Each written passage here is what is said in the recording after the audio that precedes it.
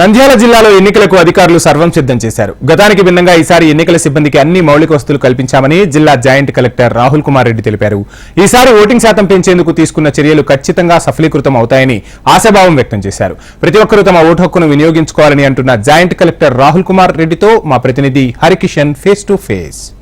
సార్వత్రిక ఎన్నికల సమరానికి సర్వం సిద్ధమైంది. మరోవైపు పోలింగ్ సిబ్బంది అంతా కూడా తమ సరంజామాతో తమకు కేటాయించినటువంటి పోలింగ్ స్టేషన్లకు వెళ్లేందుకు ఇక్కడ బార్లు తిరిగినటువంటి పరిస్థితి కూడా ఉంది. ఒకసారి మనం ఇక్కడ చూడొచ్చు, ఉమ్మడి కర్నూలు జిల్లా వ్యాప్తంగా ఈ రోజు సాయంత్రం లోపల ఆయా నియోజకవర్గాలకు కూడా పోలింగ్ సిబ్బంది చేరుకోవాలని చెప్పేసి కూడా అధికారులు సూచనలు చేస్తున్నటువంటి నేపథ్యంలో ప్రధానంగా జిల్లా హెడ్ క్వార్టర్ కి వచ్చి ఇక్కడ నుంచి కూడా తమ ఎన్నికలకు సంబంధించినటువంటి సరంజామా తీసుకొని ఇక్కడ నుంచి బయలుదేరి వెళ్లేందుకు కూడా సిద్ధమవుతున్నటువంటి పరిస్థితి ఉంది. ఈసారి కూడా పోలింగ్ సంబంధించి ప్రత్యేకమైనటువంటి విభాగాలుగా కూడా అధికారులు విభజించుకున్నారు. సెక్టార్ల వైరుగా కూడా విభజించుకున్నారు. పోలింగ్ కి ఎటువంటి ఇబ్బందులు లేకుండా ఉండే విధంగా అన్ని చర్యలు కూడా తీసుకోవడం జరిగింది. ఒకసారి మనం చూడొచ్చు, గతంలో జరిగినటువంటి పొరపాట్లు ఈసారి ఎక్కడా కూడా పునరావృతం కాకుండా ఉండే విధంగా అన్ని చర్యలు కూడా తీసుకుంటున్నామని చెప్పేసి చెప్పడం జరిగింది. పూర్తిగా ఓటింగ్ లో పాల్గొనే విధంగా చర్యలు తీసుకునే విధంగా అవగాహన కార్యక్రమాలు కూడా నిర్వహించారు. ఒకసారి జాయింట్ కలెక్టర్ రాహుల్ కుమార్ రెడ్డి ఉన్నారు, ఆయన కూడా కలిసే ప్రయత్నం ఒకసారి ఎలా జరుగుతుంది? ఇప్పుడు మొత్తం సెక్టర్ వైజ్ గా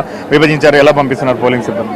సో మొత్తం మాకు 28 సెక్టర్స్లో మేము విభజించుకున్నాం మొత్తం కాన్స్టిట్యున్సీని. ప్రతి సెక్టర్లో కూడా 10 నుంచి 12 పోలింగ్ స్టేషన్స్ ఉంటున్నాయి. సో మొత్తం కూడా పీఓస్, ఏపీఓస్, ఓపీఓస్ అందరూ కూడా ఈ డిగ్రీ కాలేజీలో డిస్ట్రిబ్యూషన్ సెంటర్ పెట్టడం జరిగింది. ప్రతి స్టాఫ్ కూడా ఒక కిట్, టోటల్గా అన్ని మెటీరియల్ కూడా ఒక కిట్ రూపంలో ఇవ్వడం జరుగుతుంది. కిట్తో పాటు ఈవీఎంస్ కూడా సపరేట్గా తీసుకెళ్ళాలి. ఇక్కడ ముఖ్యంగా ఇక్కడ జరుగుతున్న ప్రక్రియ ఏంటంటే, మనం అలాట్ చేసిన డ్యూటీస్ పరంగా వాళ్ళు వచ్చి ఇక్కడ రిపోర్ట్ చేస్తున్నారు. ఏ టీంలో ఎవరో రిపోర్ట్ చేశారనేది రాసుకుంటున్నాము. ఎక్కడైనా ఎవరైనా రాకపోతే వాళ్ళకి వెంటనే ఫోన్లు చేసి రప్పిస్తున్నాము. ఎక్కడైనా సరే ఎగ్జామ్షన్స్ కావాలంటే దాన్ని ఆల్రెడీ మేము కలెక్టర్ గారు కన్సల్ట్ చేసి ఆల్రెడీ చాలా వరకు ఎగ్జామ్షన్స్ ఇచ్చున్నారు. ప్రెగ్నెంట్ కానీ లేకపోతే ఎవరైనా పీడబ్ల్యూడీ క్యాండిడేట్స్ ఉంటే, హెల్త్ బాగాలేక మెడికల్ లీవ్లో ఉంటే వాళ్ళందరికీ కూడా ఎగ్జామ్షన్స్ ఇవ్వడం జరిగింది. కానీ పదే వస్తున్నారు, వాళ్ళందరికీ అప్పీల్ చేస్తున్నాము.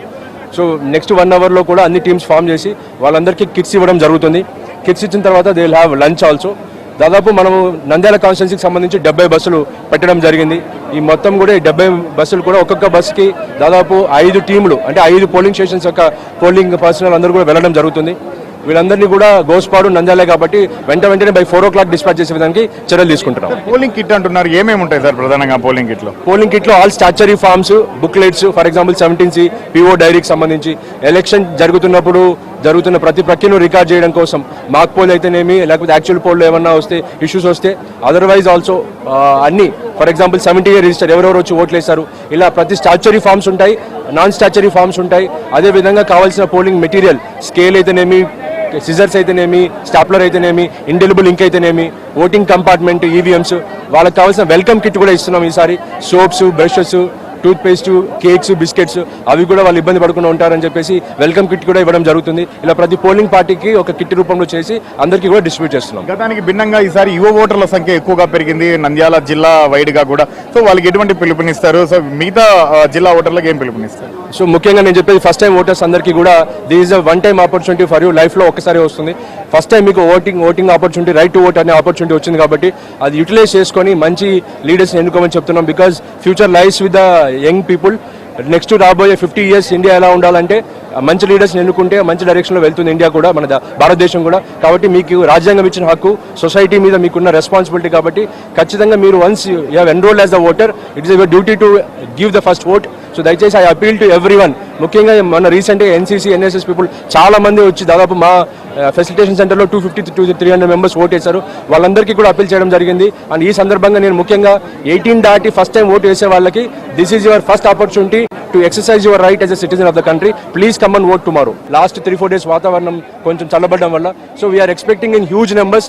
దాన్ని దృష్టిలో పెట్టుకొని నంద్యాల పట్టణంలో ముఖ్యంగా ఎక్కడైతే 1500 మోర్ పోలింగ్ స్టేషన్స్ ఉన్నాయో వాటిని స్ప్లిట్ చేసి కూడా ఆక్సిలరీ పోలింగ్ స్టేషన్స్ 5 క్రియేట్ చేయడం జరిగింది. సో దట్ క్యూస్ అనేవి తగ్గిపోతాయి, ఆటోమేటిక్గా పోలింగ్ శాతం కూడా పెరుగుతుంది.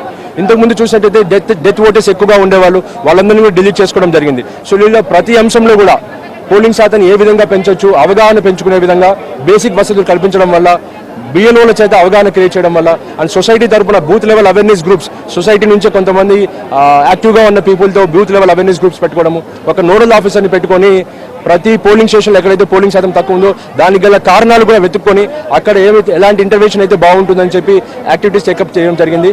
So hope will be reaching at least 85 to 90% this time in the Nandyal district. Thank you sir, అన్న all the best sir. So మొత్తానికి మాత్రం ఎలక్షన్ కమిషన్ చెప్పినట్లుగా ఈసారి ఎలాగైనా కూడా ఓటింగ్ శాతం పెంచే విధంగా, పోలింగ్ శాతం పెంచే విధంగా అన్ని చర్యలు తీసుకుంటున్నామని చెప్పేసి జాయింట్ కలెక్టర్ చెప్తున్నాడు. ఎలక్షన్ శాతాన్ని, పోలింగ్ శాతాన్ని పెంచే విధంగా అన్ని ఏర్పాట్లు మాత్రం చేశామనేటువంటి భరోసాను ఇస్తున్నారు ఎన్నికల అధికారులు. కెమెరామెన్ శ్రీశైలంతో హరికిషన్, హెచ్ఎం.